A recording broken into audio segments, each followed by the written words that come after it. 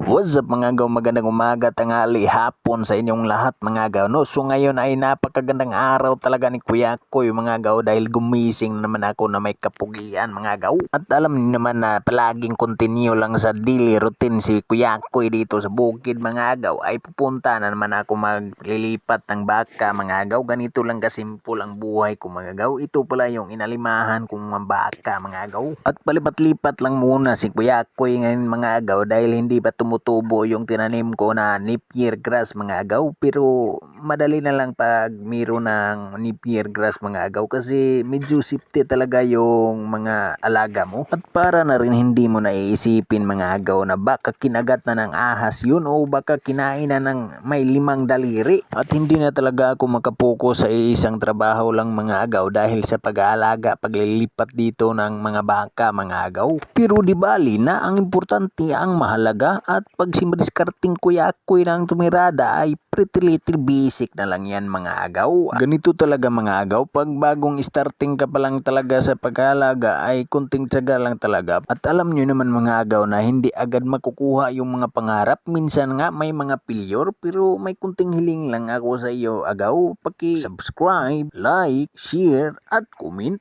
out. Cool ba?